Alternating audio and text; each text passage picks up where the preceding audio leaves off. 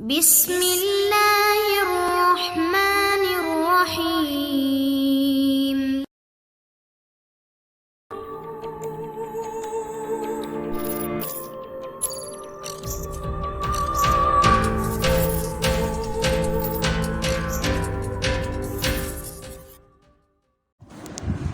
السلام علیکم دوستو، Imran series novel black face by Mazhar Kaleem MA۔ اگر آپ نے ابھی تک ہمارے چینل جاسوسی دنیا کو سبسکرائب نہیں کیا تو سبسکرائب کریں اور بیل آئیکن پر کلک کیجیے۔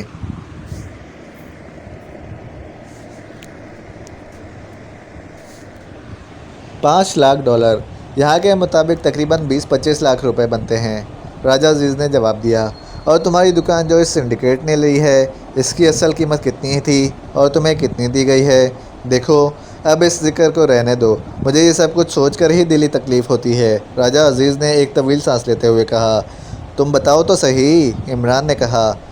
میرے اسٹور کی مالیت $20 لاکھ سے کم نہیں تھی، جبکہ مجھے صرف $1000 دیے گئے ہیں، راجہ عزیز نے جواب دیا۔ اس کا مطلب ہے کہ تمہیں $20 لاکھ ملنے چاہیے تھے اور تمہیں صرف $1000 ملے ہیں؟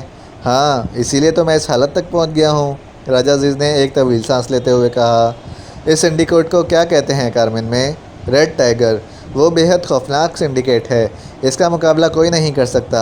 اس کا چیف کوئی راک ہیڈ نامی آدمی ہے۔ اس نے مجھے پہلے $10 لاکھ کی آفر کی تھی جو میں نے ٹھکرا دی، جس کا یہ نتیجہ نکلا ہے کہ میں اپنے 2 بچے بھی گنوا بیٹھا ہوں اور آج یہاں اس حال میں ہوں، راجہ عزیز نے کہا تو اسی لمحے میری اندر داخل ہوئی۔ آؤ راجہ، اور مجھے بتاؤ کہ کیا کیا کرنا ہے، کیونکہ مجھے تو نہیں معلوم کہ عمران صاحب کو کیا پسند ہے، میری نے کہا۔ 1 منٹ بیٹھو، عمران نے سنجیدہ لہجے میں کہا۔ کیا مطلب؟ کیا کہنا چاہتے ہو؟ راجہ عزیز نے چونک کر کہا۔ میری بھی حیرت بھری نظروں سے عمران کو دیکھنے لگی۔ تم بیٹھو تو صحیح، میری تم بھی بیٹھو، عمران نے کہا، اور اس کے ساتھ ہی اس نے سامنے پڑے ہوئے فون کا ریسیور اٹھا لیا۔ تمہیں معلوم ہے کہ یہاں سے دارالحکومت کا رابطہ نمبر کیا ہے؟ عمران نے پوچھا۔ تو راجہ عزیز نے نمبر بتا دیا۔ عمران نے وہ نمبر ڈائل کیا اور پھر مسلسل نمبر ڈائل کرتا چلا گیا۔ راجہ اور ہیری دونوں حیرت سے اسے نمبر ڈائل کرتے دیکھ رہے تھے۔ Ralph club. رابطہ قائم ہوتے ہی ایک نسوانی آواز سنائی دی تو میری اور راجہ دونوں ہی چونک پڑے، کیونکہ بولنے والی کا لہجہ خالصتاً یورپی تھا۔ رالف سے بات کراؤ، میں پاکیشیا سے علی عمران بول رہا ہوں۔ یس سر، ہولڈ آن کریں، دوسری طرف سے کہا گیا۔ عمران نے مسکراتے ہوئے فون میں موجود لاؤڈر کا بٹن پریس کر دیا۔ ہیلو، رالف بول رہا ہوں۔ علی عمران بول رہا ہوں۔ رالف؟ اوہ عمران صاحب، آپ بڑے عرصے بعد یاد کیا ہے، کیسے ہیں آپ؟ اب تو آپ کا یہاں چکر ہی نہیں لگ رہا، رالف نے انتہائی بے تکلفانہ لہجے میں کہا۔ میں تو جان بوجھ کر نہیں آتا، کیونکہ تم خود ہی شکایت کرتے رہتے ہو۔ میرے چکر لگانے کے بعد سوسن تمہیں کہیں ماں گھاس ہی نہیں ڈالتی، عمران نے کہا تو دوسری طرف سے رالف بے اختیار کھلکھلا کر ہنس پڑا۔ بات تو سچ ہے، نہ جانے آپ کی شخصیت میں ایسا کیا جادو ہے کہ بس آپ کا ہی ذکر کرتی رہتی ہے، اور جب میں چڑھتا ہوں تو اور چڑھانا شروع کر دیتی ہے، رالف نے کہا۔ اس لیے میں ایک چکر بچانا چاہتا ہوں، اگر تم کام کر دو تو۔ اوہ آپ حکم کریں، میرے لائق کام ہو اور میں نہ کروں، یہ کیسے ممکن ہے عمران صاحب؟ ریڈ ٹائیگر نامی سنڈیکیٹ سے واقف ہو؟ ہاں اچھی طرح، کیوں کیا ہوا؟ اس کی شامت تو نہیں آ گئی؟ رالف کے لہجے میں تشویش تھی۔ تمہارے لہجے میں موجود تشویش بتا رہی ہے کہ اسے تمہارا قریبی تعلق ہے، عمران نے کہا۔ ہاں، اس کا چیف جانی میرا گہرا دوست ہے، اور اس کا سنڈیکیٹ کے بارے میں پوچھنے کا مطلب بھی میں سمجھتا ہوں کہ سنڈیکیٹ کا خاتمہ قریب آ چکا ہے، لیکن مجھے تو بتایا گیا ہے کہ اس کا چیف کوئی راک ہیڈ ہے، عمران نے کہا۔ جانی ہی راک ہیڈ کہلاتا ہے، رالف نے کہا۔ تو پھر اس جانی سے کہہ دو کہ وہ $1 کروڑ کا گارنٹیڈ چیک مجھے فوراً بھجوا دے۔ یہ رقم میں اس سے ویسے نہیں لے رہا، یہ ہماری اپنی رقم ہے۔ کیا مطلب عمران صاحب؟ میں آپ کی بات کا مطلب نہیں سمجھا۔ آپ کی رقم اور ریڈ ٹائیگر کے پاس، یہ کیسے ممکن ہے؟ رالف نے کہا۔ میرا ایک عزیز ترین دوست ہے راجہ عزیز، اس کا کراس مارکیٹ میں ذاتی جنرل اسٹور تھا، تمہارے اس دوست نے اس اسٹور کو اپنے کلب کے ذریعے حاصل کرنا چاہا، راجہ عزیز نے انکار کر دیا، تو اس سنڈیکیٹ کے گنڈوں نے اس اسٹور کو پیٹرول چھڑک کر آگ لگا دی، انشورنس کمپنی نے بھی کاغذات میں رد و بدل کر کے کلیم دینے سے انکار کر دیا، پھر اس کے گنڈوں نے راجہ عزیز کے گھر پر حملہ کیا اور اس کے 2 معصوم بچوں کو ہلاک کر دیا، اور راجہ عزیز اور اس کی بیوی کو بھی شدید زخمی کر دیا۔ راجہ عزیز کے ایک دوست نے درمیان میں پڑھ کر اس اسٹور کے $1000 कीमत डॉलर दिलवा दी, जिससे वो पाकेशिया पहुँचे। मुझे अभी अभी मालूम हुआ है, मैंने सोचा कि मैं पहले तुमसे बात कर लूँ, वरना ला महला मुझे वहाँ आना पड़ता, और फिर ना सिर्फ इस सिंडिकेट बल्कि तुम्हारे दोस्त जॉनी को न जाने क्या नताइज भुगतना पड़ते। इस वारदात का मुझे इल्म है इमरान साहब, जो मुझे इस वक्त इल्म हुआ जब आपका दोस्त यहाँ से वापस जा चुके थे। मुझे ज़ाती तौर पर बेहद अफसोस हुआ है। मैंने इस जॉनी को भी लान तान की है, लेकिन चूँकि मैं आपके दोस्त का पता नहीं जानता था, वरना मैं इसकी मदद ज़रूर करता। मेरा दोस्त एक खुददार आदमी है, किसी की मदद कबूल नहीं करता। इसे अपनी रकम से मतलब था, इसके बच्चों की हलाकत का तो खैर कोई मुआवजा दे भी नहीं सकता। इस बारे में तो बाद में देखा जाएगा। अलबत्ता मैंने जो अंदाज़ा लगाया है, इसकी स्टोर का सामान और इस जायदाद की मालियत $1 करोड़ से किसी सूरत कम नहीं है, और ये $1 करोड़ इस सिंडिकेट को अदा करने होंगे। अब तुम बताओ कि तुम इस सिलसिले में क्या कर सकते हो? इमरान ने कहा। इमरान साहब, आप मुझे 1 हफ़्ते का वक्त दें, मैं इस सिलसिले में कोशिश करता हूँ। ये रकम बहुत बड़ी है, वरना मैं ख़ुद अदा कर देता, और जाने इन मामलात में बेहद लापरवाह वाक़ हुआ है। और मुझे यह भी मालूम है कि $1 करोड़ इसके लिए कोई रकम नहीं है, वो इसे आसानी से अदा कर सकता है। लेकिन अगर आपने सिंडिकेट के ख़िलाफ़ कार्रवाई शुरू कर दी, तो फिर इसे दुनिया की कोई ताकत ना बचा सकेगी। मैं 1 हफ़्ते बाद या तो आपको रकम भिजवा दूंगा या फिर आपसे माजरत कर लूँगा, रॉल्फ ने कहा। देखो रॉल्फ, तुम मुझे अच्छी तरह जानते हो, और चूँकि तुम खुद एक बाखबर शख्स हो, इसलिए मैंने तुम्हें फ़ोन किया है। ये राजा अजीज़ अपनी रकम लेना चाहता है, जो इस सिंडिकेट के ज़िम्मे निकलती है। 1 हफ़्ता बहुत वक्त है, तुम 2 रोज़ के अंदर इस मामले में अपना जवाब देकर राजा अजीज़ को फ़ोन कर देना। मैं इसका फ़ोन नंबर और पता तुम्हें बता देता हूँ, तुम इसे बराह रास्त जवाब दे देना। तुम्हारा जवाब आने के बाद मैं सोचूंगा कि क्या करना चाहिए। मैं समझता हूँ इमरान साहब, आप बेफ़िक्र रहें, राजा साहब का काम हो जाएगा। मुझे खुद इस कार्रवाई से बेहद दुख हुआ है, क्योंकि मुजरिमों और धोखेबाजों के ख़िलाफ़ कार्रवाइयाँ तो होती रहती हैं, लेकिन राजा अजीज़ साहब एक शरीफ आदमी थे। इनके साथ वाकई बेहद ज़्यादती हुई है, और मैं इसका अजाला करा दूँगा, रॉल्फ ने जवाब दिया। तो इमरान ने राजा अजीज़ से इसके स्टोर का फ़ोन नंबर लेकर रॉल्फ को बता दिया, साथ ही स्टोर का पता भी बताकर रिसीवर रख दिया। ये रॉल्फ कौन है? क्या ये भी कोई बदमाश है? ये कारमन में एक सरकारी सीक्रेट एजेंसी का सरबराह रहा है। मुलाजमत से अलहदा होकर इसने क्लब बना लिया है। बुनियादी तौर पर शरीफ आदमी है, लेकिन इसके ताल्लुकात जहाँ मुजरिमों से हैं, वहाँ आला तरीन सरकारी हुकाम से भी हैं। मुझे यकीन है कि ये जॉनी से तुम्हारी रकम निकलवा लेगा, और अगर ना निकलवा सका तो फिर मैं खुद कारमन जाऊँगा। इमरान ने कहा, क्या आप भी किसी सिंडिकेट के मेंबर हैं?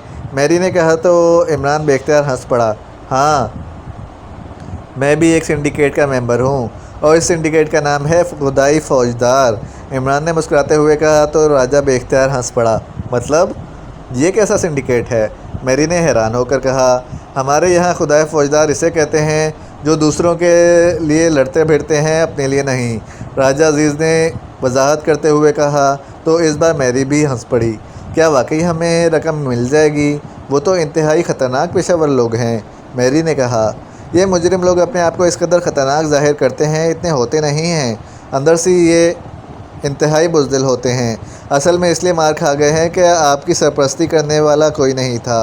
अब देखना, जब रॉल्फ इस जॉनी को बताएगा कि अगर इसने रकम अदा ना की तो दुनिया का सबसे बड़ा सिंडिकेट खुदाई फ़ौजदार क़यामत बनकर टूट पड़ेगा, तो फिर इन्हें खौफज़दा होते देखना।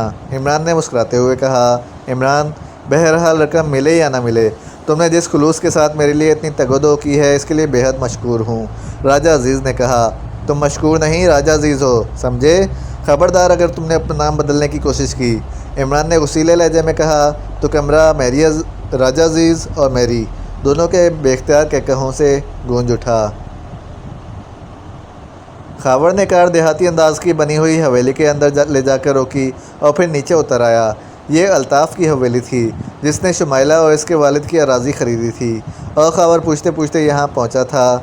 नीचे उतरते ही खावर ने 2 देहाती आदमियों से पूछा, अल्ताफ़ साहब से मिलना है मुझे, मैं दारुल हुकूमत से आया हूँ। खावर ने इनसे मुखातिब होकर कहा, आइए, बड़े साहब अंदर मौजूद हैं। इनमें से एक ने मौदबाना लहजे में कहा, क्योंकि नई और जदीद मॉडल की कार से उतर कर खावर की शख्सियत और इसका लिबास इनके लिए खासा मरूब था, और देहातियों की रहनुमाई में खावर चलता हुआ एक कमरे में दाखिल हुआ, जहाँ एक बड़ी बड़ी मूँछों वाला भारी जिस्म का आदमी एक कुर्सी पर बैठा हुआ था।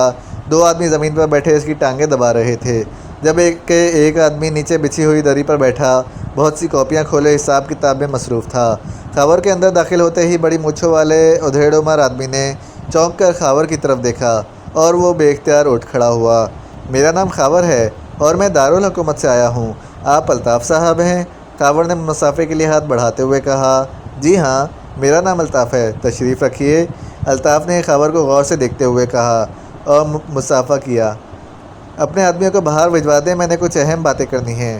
آپ کا کس محکمے سے تعلق ہے؟ الطاف نے کہا۔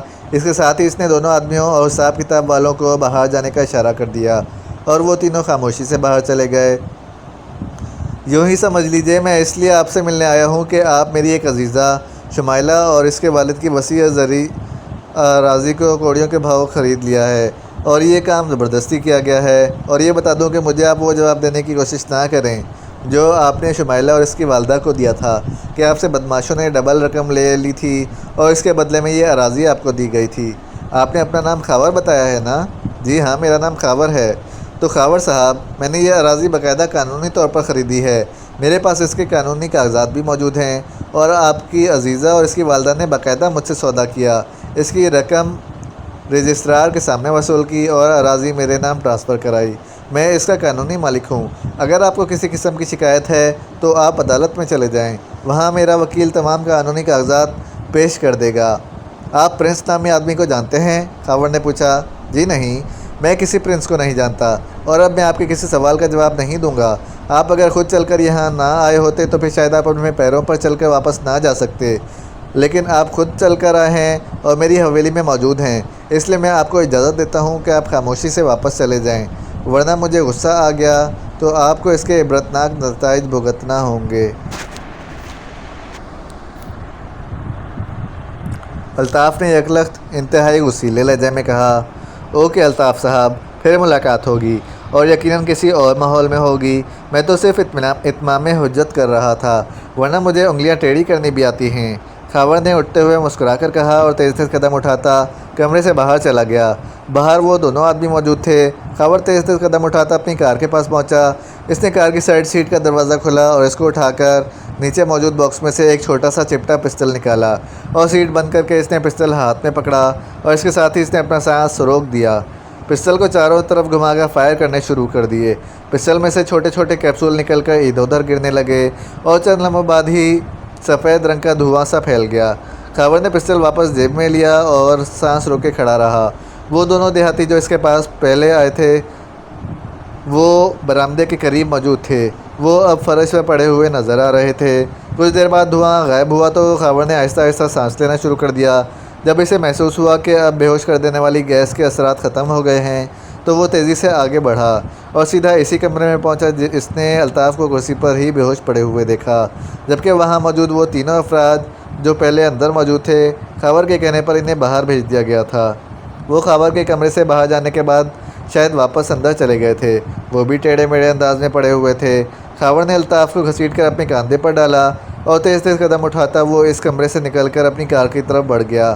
یہاں آتے ہوئے راستے میں وہ ایک ویران کھنڈر نما عمارت دیکھ چکا تھا، اس لیے اس نے فیصلہ کیا کہ الطاف کو وہاں لے جا کر اس سے پوچھ گچھ کرے گا، کیونکہ کسی بھی وقت اس کا کوئی حمایتی آ سکتا تھا۔